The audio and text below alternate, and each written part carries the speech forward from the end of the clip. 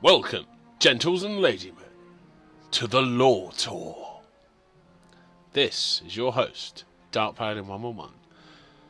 Today we'll bring you something different. This will be part one in a series, and this series will go on for a while.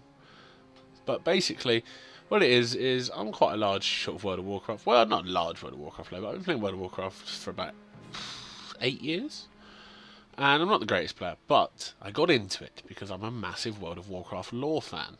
Okay? Well, not just World of Warcraft, just Warcraft lore. So basically, the premise of what I'm going to do is, and it's been done before, but, screw it. This is me. I'm doing it now. Basically, what I'm going to do is it's going to be a series of me soloing old content on various characters. And I'm going to show you my characters now and kind of go through. I do it for a lot of transmog runs, as you can probably tell. But basically, what I'm going to do is I'm going to go through the characters, what I'll be soloing with, and I'll go through their builds and how I play them. And basically, you can horribly judge me all you want, but this is how I play the game, and that's fine. And basically, what it'll be is each part will be me going through a different raid, either on my own or with one or two other people, just for lols, basically. And basically, what we'll do is every time we get to a boss, I'll stop, give you a little bit of background lore about the boss and the reason why I love this game. Okay, so without further ado, let's start, shall we? So, we have Sikate, my level 83 rogue. This character has been my main character since Burning Crusade when I started playing WoW. Now, she is 83, I have not max leveled her currently at time of recording, because we're in Mists of Pandaria with World of Draenor coming out later this year. Because in all honesty, I got to Cataclysm and I got hella bored. I'm not going to lie, just got bored of rogues. There wasn't a lot there that interested me. But I'm trying it a bit more. You can see a lot of transmog gear here, etc. Next we have Trundle. He is a level 90 troll shaman. I'm guessing a lot of you will know where the name comes from. I used to play him Enhancement, but now I'm playing him currently Elemental and also Restoration. Sikate, by the way, is mainly combat. It may not be the best rogue DPS spec, but it's the one I know and it's the one I love. Next we have Panchu, my level 90 warrior. Fury spec, as you can probably tell by the giant swords of Dialdo. Points up for the references. Again, in a minute I'll be going through each of these and their specs. The rest of the characters here aren't going to be solo very much unless I level any of them up, because in all honesty, doing it as a rogue is difficult. Not difficult, but it's like at level 83, kind of annoying. Shaman we probably won't see too much of. Warrior you'll see a lot of. And the other one would be my level 90 DK, also known as Sikate on a different realm. Blood, of course, for the lols, easy solo. Lol, lol, lol, lol, lol, lol. So what I'm going to do is I'm going to cut away right now, and we're going to jump. No, I'm not going to make a new character. We're going to cut away, and through the magic of editing, I'm going to just nip in and show you the builds. Okay, so I'll be back in a moment. Okay, and we're back here. Here is Sikate the Rogue. As you can see, let's just have a look at some of the gear. The gear I don't think is ultimately that important on... Well, to be honest, when you're soloing, I'd raid anything. But especially when you're doing it as level 83. Because, this is all just random greens and maybe the occasional blue chucked in here. Yeah, it's nothing too amazing. Like, the high level stuff, that's when it gets important. Now, I've got these transmogged into Latro's swords because they're cool. And I love the Bloodfang hood. So, let's just jump into the build I've got here. This is for soloing, so I've got Night Stalker. It just makes us move quicker when we're in stealth. And, of course, with the ambush combined with Cloak and Dagger, we can basically insta-give a lot of low-level mobs just for ease of clearing. Combat readiness in case something gets a bit hairy, which as an 83 rogue it can do. Now, the next tier is something I get a little bit of... What's the word? Not stick. We get a little bit of sort of debate over. A lot of people like cheat death. Because, an attack that would otherwise be fatal would instead reduce you to no less than 10% of your maximum health, and damage taken will be reduced by 85% for 3 seconds, cannot occur more than every 1.5 minutes. Now, it's nice to save you from that big insta-spank, but I think, and I think a fair few people agree, leeching poison is the better option. Basically, it coats your weapon, and you have 50% chance to poison your opponent, and when you do, all your weapon strikes against them heal you for 10% of the damage. Really good as a rogue for some sustain, as apparently I can't talk today, especially when you combine it with recuperate, and then you do things like, your killing spree, etc. Okay. And then we have Cloak and Dagger, which just lets this... You could, in all honesty, swap any of these out. I mean, I think so. Like that, versus speed, makes you go fast for a bit. Shadow, that actually is probably better because it doesn't have a cooldown. Didn't think about that, but that... Yeah, I'm going to rechange that. Okay, I'm going to go with Burst of Speed later because that's really nice for getting around raids faster because old raids have a tendency to be large as balls. Shadow Step's quite nice, you know, you instantly move someone a million miles away, and I've been using Cloak and Dagger because basically from 40 yards away you just instantly teleport if you're in stealth and using one of those abilities. Then for this, you know, I didn't really, in all honesty, care at this point. I mean, I wasn't taking a poison because I'm using Leeching Poison. Dirty Tricks is okay, and, you know, Crown the Week again.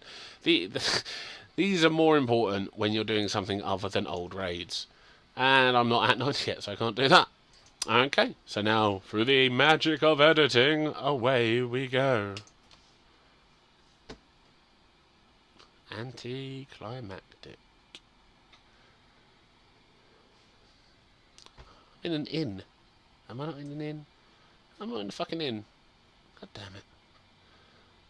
I thought this was an inn. Fuck you, George. And here we go again. This is Trundle. This is my elemental shaman. Whee! Riptide and shit. Right, so to be fair, you probably won't see me playing on him very much. I mean, currently he's restoration, I should have said. Only being because I'm not overly confident on it. But, I mean, I'll go through some bits just in case you see me doing some stuff. So we've got the primary spec, which of course, as I say, is elemental, because I find elemental a lot more fun than enhancement currently. So let's go from the top. We have Nature's Guardian. Whenever a damaging attack brings you below 30% health, your maximum health is increased by 25% for 10 seconds and your threat level towards the attacker is reduced. Can't occur, oh my Jesus, can't occur more than every 30 seconds. Quite nice, that little bit of health boost when you're soloing. I mean, the Stone Bulwark Tome is nice because it does give you a big shield, but yeah, I like the Nature's Guardian. I mean, based on the cooldowns, that's me. And Astral Shift again is nice, but the cooldown, like this, is every 30 seconds, so that's me. Frozen Power, I don't use Frost Shock. Earthgrab Totem is really nice when you're doing your sort of train pulls, but I kind of don't want them to be chained into a totem. I want them to come to me and die horribly. And Windwalk Totem is nice just because there's a lot of irritating, shall we say, things that old mobs do to, you know, stop you moving, because that was always fun. Yeah, Core of the Elements could be good. Again, some of these need to be changed more for soloing. It's more focused on the Warrior and the DK currently, but, you know. So that basically will just let them cool down my other totems. Totemic Persistence, which I quite like, is because it summons, if you summon a second totem of the same element, it doesn't destroy the first one. And you can throw totems, which is useful in positioning when you're doing proper raids, but when you're just... there's a thing hitting you. The thing isn't going to move very much. Elemental Mastery gives you haste, again. I don't think it's very useful in old raids. Maybe if I was soloing sort of like Watlicker stuff as him, maybe, I guess, because he's casting, but yeah, again, no. And Echo of the Elements is really nice because it just doubles a spell, so yeah, I can't see any problem with that. Rushing Streams, it, you know, nice to split targets, but when I'm soloing I don't need to split target. Conductivity, again, increases the amount of healing rain. That could be quite good, I suppose, because, you know, in the old elemental spec, when you get the free healing rain, chucking that down and constantly being able to heal myself is not a bad shout. And then I like Ancestral Grants quite a lot because whenever you heal or deal direct damage for the next 10 seconds, 40% of it, if damaged, and 60% is copied. So I kind of like it. I mean, again, thinking about that doesn't make... yeah. If you've got a better opinion, let me know. In all honesty, and we'll go from there. Unleashed Fury is, yeah, would be good. But, nah, not for me. Primal Elementalist is nice. I just like Elemental Blast because, you know, you're a fool to not take Elemental Blast. Because it's damage. And then, it's not very different as my healing. As I say, if you've got better, let me know, because I would legitimately like to know. Okay? And on to the next. And here we go. This is Panchu, my warrior, freshly done from soloing Kael Fast. So, basically, yeah, you gotta love the warrior, gotta love a bit of fury. You know, let's say Hulk smashing a bitch, always fun. So let's go straight into it, shall we? So we have Juggernaut, which lets me charge every 12 seconds instead of every 20. All of these sort of revolve around charge. Not the most thing. I mean, double time could be good. I like Juggernaut just because I find I can sort of alternate between charging and leaping at people to maximise it. So now, in Rage Regen, when you are doing solo as a warrior, you take second wind. There is no discussion. You take second wind. 3% of your health per second. You just, up until certain points in raids, you're just unkillable. You don't need to do anything. So yeah. The howls and the shouts, tightly up to you. Staggering shout makes them snared fine. Reduces their movement. I mean, these two kind of stop the training, like, you know, doing the chain effect, which I like. So I take Disrupting Shout just in case there's any sort of AoE fears or anything being casted that can be interrupted. I can just sort of, you know, at people and they piss off. So next we have the tier that's kind of here. We have Dragon Roar, which I have considered because of the amount of damage it does and the knockback. And it's kind of cool, and it always crits. So it is a temptation. Shockwave is also kind of nice, but only hits the in front of you. Blade Storm. Now for me, Blade Storm is absolutely incredible because it just mullers people. And it looks pretty. I mean, look at you go. Woohoo! Yeah, I'll drop in some footage about here. Ready, aim, fire.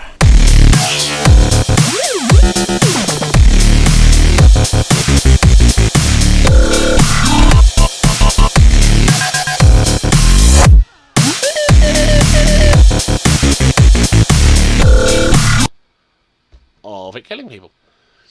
Okay, next we have up. Why do I even have Vigilance? I don't know why I have Vigilance. Probably from raiding. Yeah, Vigilance.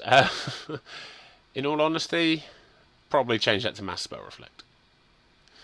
Now the last one is again arguable because, you know, Avatar does increase your damage, but I find when you're doing our race, it's not a DPS race, it's just a beat them in the face sort of affair. Bloodbath, you don't need to bleed them because it's not dot, you're not trying to top a DPS meter, you're on your own killing a boss. Stormbolt, however, doing 500% of the damage because pretty much all of the bosses are going to be immune to stuns, gets me slightly aroused. So, yeah, Stormbolt, again, no question on that. Over we go. Here we go again. This is Sakate. This, you know, another round. You know what? Bad seagull. Go away. Slippery. Thought the bird had shat on me.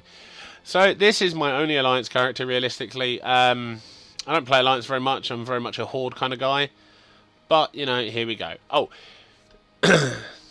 So, this is my Blood DK. And Blood DKs are just the most ridiculously easy to solo because of that.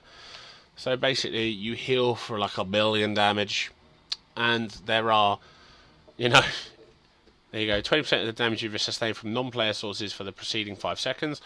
There's also sorry, oh, it might be in talents, I'll have a look at it. I can never remember. You know, it's not in the talents, is it? No, don't be silly. It's in here, goodness me. Oh, I forget where it is. Is it Vampiric Blood? No, Crimson Scourge. No, Blood. I'm kind of new to the DKs, in case you couldn't guess. You know, in case that was like really out there. I can play it, I just can't read. There you go. No, right. There's a thing in there. It makes it heal for more, and then you get a shield, which also absorbs more. It's ridiculous. It's so hard to die. I mean, look, I don't have amazing gear. Oh, actually, just to make you aware, the gear on the other characters, this is all freshly boosted to 90 gear, so 483. Same on Panchu, and on Trundle it's 460, so it's quite load stuff on him. I mean, it's not great on these either, but this is what it is. So yeah, like basically fresh boost will get you this, and you don't even need boost to be able to do a lot of the stuff that I'll be showing you because it's easy as balls. We're going to spank out a rune weapon because I don't have a target. I can't. But let's do Army of the Dead while I go through the things. So, Roiling Blood also triggers Pestilence if it hits a disease target, which, thanks to Outbreak, it will. I've got a menagerie, as you can tell. Look, it's a rogue. I mean, not a rogue. Purgatory is pretty cool for soloing, because then if you die, you go into like 3 seconds. Basically, that's 3 seconds to death strike someone, and that will pop you out, because it just, when you die, you go into this state where you need to out heal the damage you took, or some such. Death Advance just makes me move quicker normally, and I can activate it to move quicker again.